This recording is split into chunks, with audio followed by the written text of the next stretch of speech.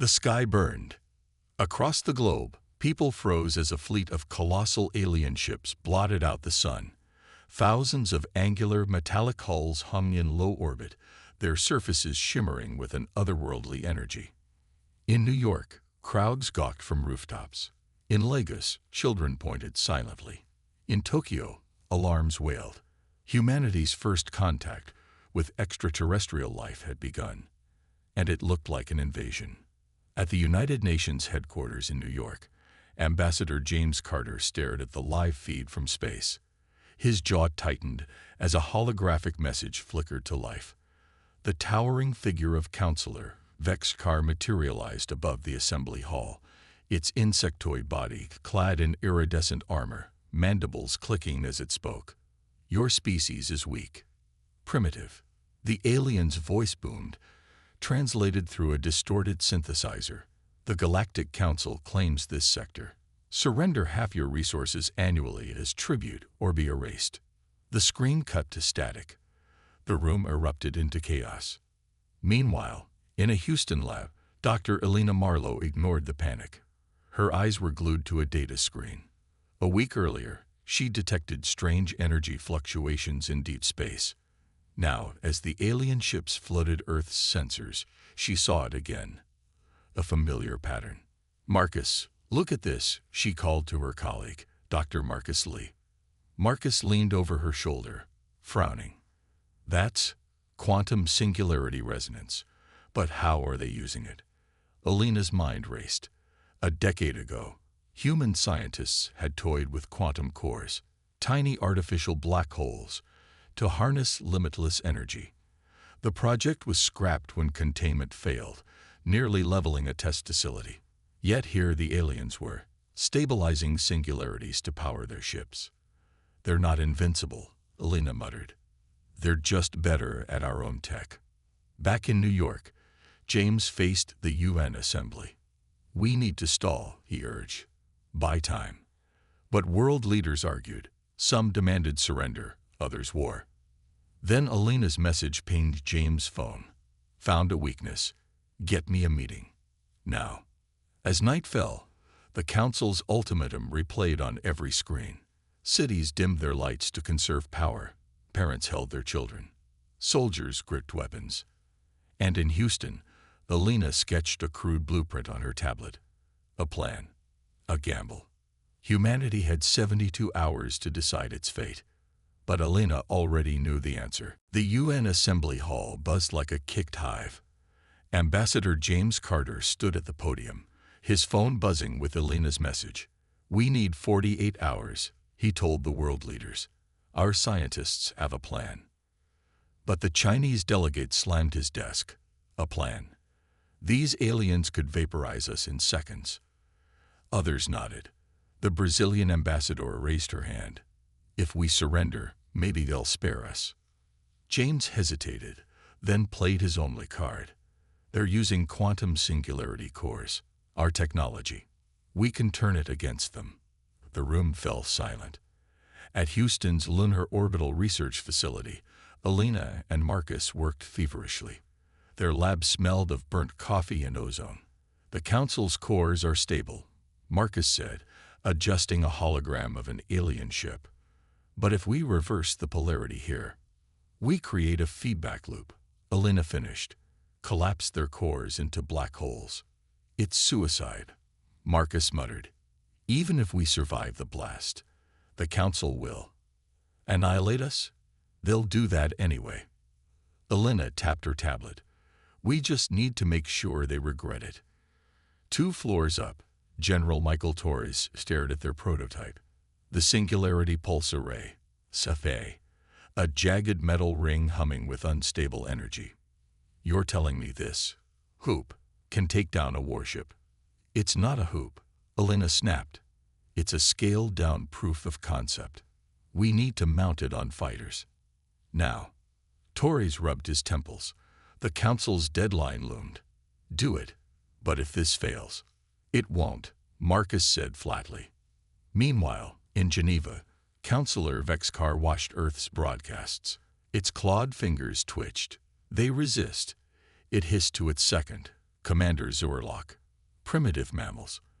They think their stolen tech can challenge us. Zurlock's wings rustled. Shall we crush them now? No, let them cling to hope, then destroy it. Back in Houston, this SBA prototype hummed to life. Alina held her breath as Marcus triggered the sequence. A tiny black hole flickered inside the ring, then collapsed harmlessly. It worked. Marcus grinned. Barely, Alina said. We need more power. A lot more. As night fell, James updated the UN. We're retrofitting fighter jets with this SBA. If we hit their cores. If. The Russian delegate snapped. You're gambling with humanity's survival. James met his glare. Better than rolling over and dying. The screen in the hall flickered. Vex's car reappeared. Your time is half gone. Vermin. Surrender or burn. Alina's phone lit up. A message from an unknown number. You're out of your depth. She frowned. Marcus, who else knows about this SBA? The clock hit 0. In the UN assembly, Ambassador James Carter stood rigid as Vex's car's hologram reappeared. Your time is done, the alien hissed. Surrender. Now. James took a breath.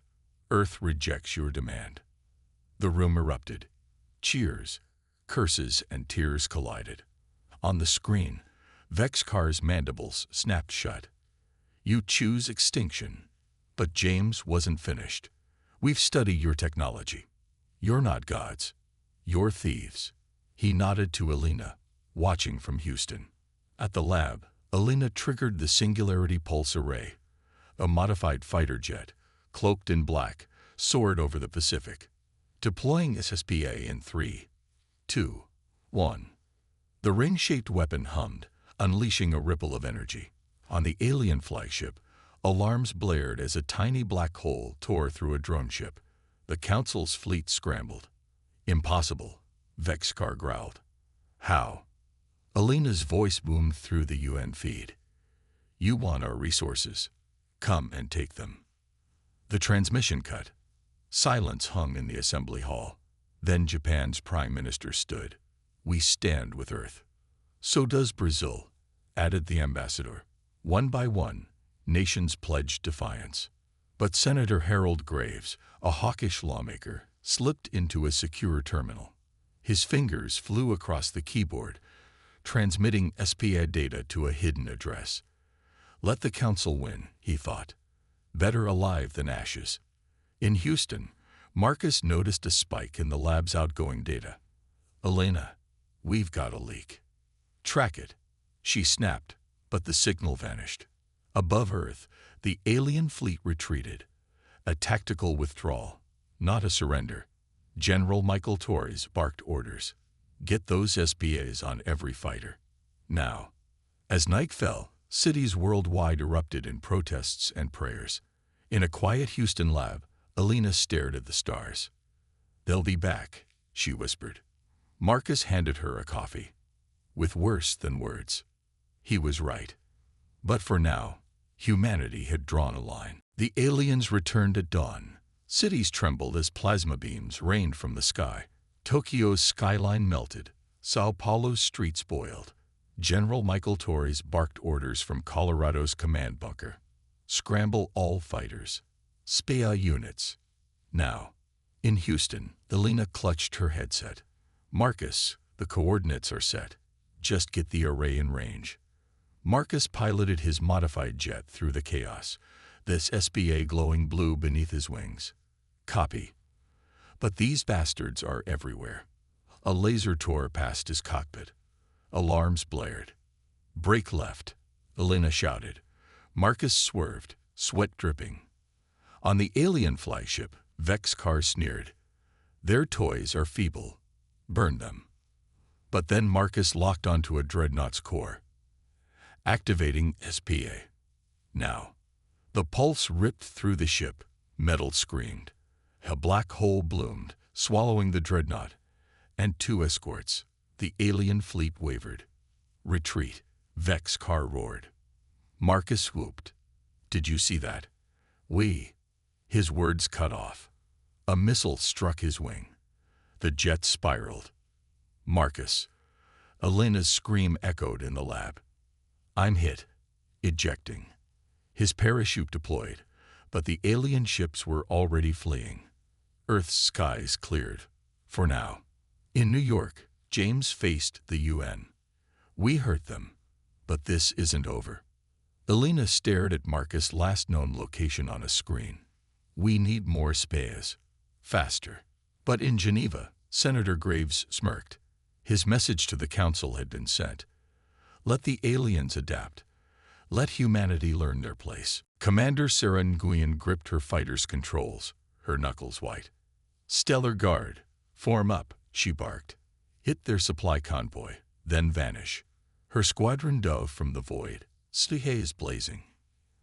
Alien freighters exploded, their shields no match for the upgraded pulses. That's 10 down, Sarah muttered. Keep moving. On Earth, Elena stared at a data feed. Graves leaked the blueprints. She told Marcus, now recovering in a Houston hospital. The council's shields are adapting. Marcus winced, adjusting his sling. Then adapt back. What if we layer the pulses? Elena's eyes lit up.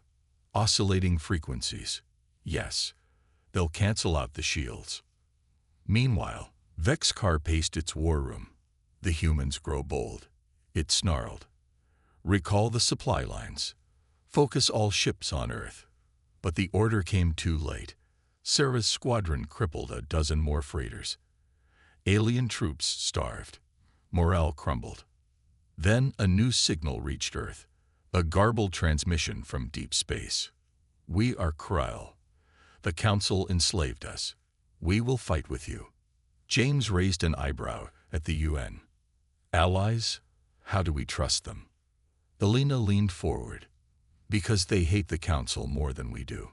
As engineers scrambled to modify the spares, Sarah's fighters intercepted a Council ambush near Mars. Pulse array ready. Her copilot yelled. Fire. The alien ships shattered. For the first time, Vexcar trembled. The Council's ships suddenly changed. Shields that once shattered under spears now held firm. They upgraded overnight. Marcus grumbled, reviewing battle footage. Someone gave them the blueprints. Elena's stomach dropped. A traitor. In a dim Washington safe house, Agent Daniel Reeves studied encrypted files. His screen glowed with a single name. Senator Harold Graves. Found you, he muttered. Graves sat in his Georgetown mansion, sipping whiskey. His computer pinged, a confirmation from the Council. Blueprints received. Humanity will fall. He smirked. But Daniel was already outside, badge in hand. Senator Graves. We need to talk. Graves paled. This is a misunderstanding. No, Daniel said coldly. It's treason. At Houston's lab, Elena modified the CPA with Marcus. Frequency modulation isn't working anymore, she said. We need something bigger. Like what? Marcus asked. A direct hit on their core. But we have to get inside their ships. As Graves was dragged away, Vexcar watched Earth's feeds. Your human unity is a lie. It gloated. You will fracture. Elena slammed her tablet down. Their shields are too strong, she muttered. Even with the Krill's help, we can't punch through. Marcus leaned over her shoulder. What if we don't target the shields, but the source? Elena froze. The core. If we sync this SBA to their energy frequency, it'll bypass the shields, but we'd need to get a pulse inside their ships. Or their homeworld, Marcus said quietly. In Geneva, Ambassador James Carter faced the Krill envoy, Zeravex, her scales glinting in the light. Join us, he urged. Hit the Council where it hurts. Zeravex hissed. The Council's home world, Syleth Prime, is a fortress. But we will fight. As the alliance solidified, Elena's lab buzzed. We need a carrier wave to mask the pulse, she told Marcus. Something the Council won't detect. Krill tech, Marcus suggested. Yes, they're cloaking frequencies. A sudden explosion rocked the lab. Alarms blared. General Torres, Elena shouted into her comms. Council bombers, Torres replied. Hold them off. Meanwhile, Commander Sarah Nguyen led fighters against the attackers. SciFi units, now, she yelled. The aliens retreated, but not before damaging the prototype. We're out of time, Marcus said grimly. Elena met James' eyes over a secure call. We need to strike Siloth Prime. Today. James nodded. Zeravex agrees. Their fleet will rendezvous with ours in 6 hours. As Earth's ships mobilized, Vexcar sneered at its war room. Let them come, it rumbled. They will die screaming. The Allied fleet dropped out of hyperspace. Thousands of human and krill ships surrounded Siloth Prime, a planet of jagged metal spires and swirling red storms. All units, engage.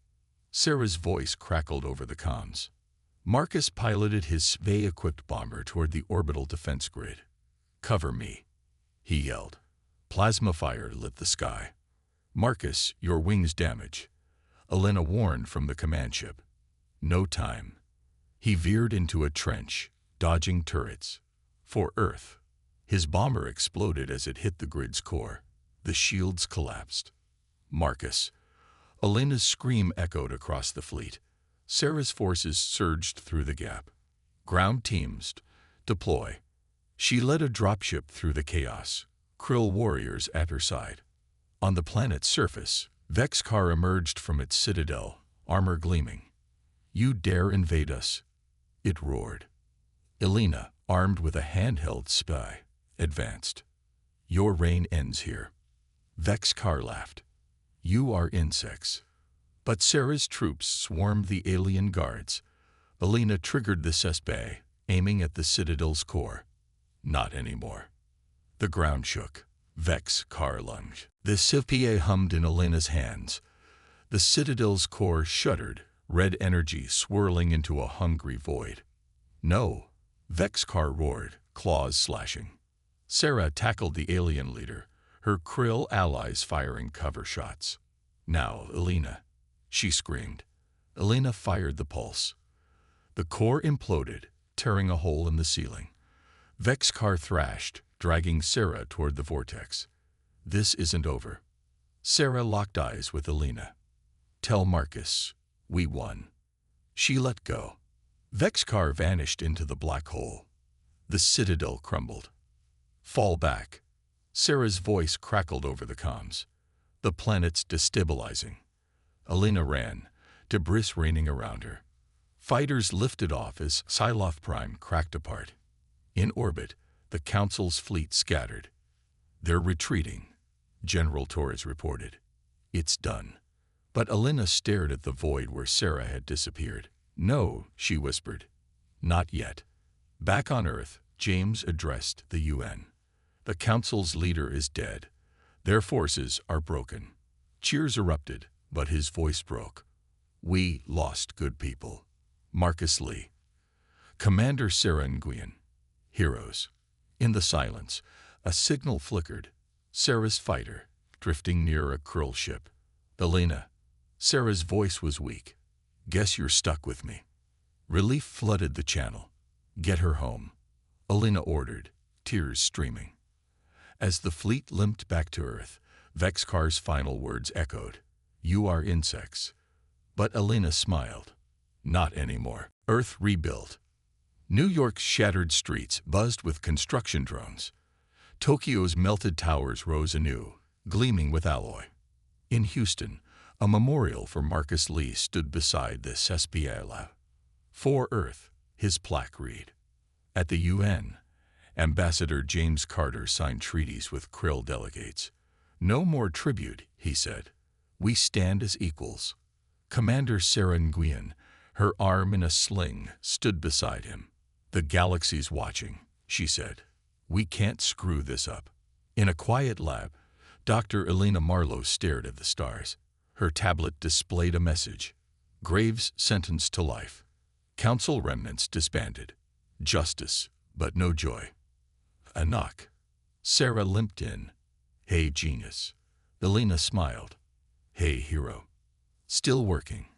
Sarah nodded at the quantum core schematics. Always. The Krill want to share tech. We could build ships. Colonies. Sarah grinned. Think bigger. They mentioned a star drive. Elena leaned back. Marcus would have loved this. He'd hate the speeches, Sarah said softly. But yeah. Later, at the memorial, James joined them. The galaxy's not safe, he admitted, but it's ours. Elena touched Marcus' plaque. We're not alone anymore. Above, a Krill cruiser orbited Earth, a symbol of alliance, not conquest. In the shadows of space, Vexcar's last surviving followers whispered vows of revenge. But humanity, once prey, now had claws. And somewhere, a child looked up, dreaming of stars.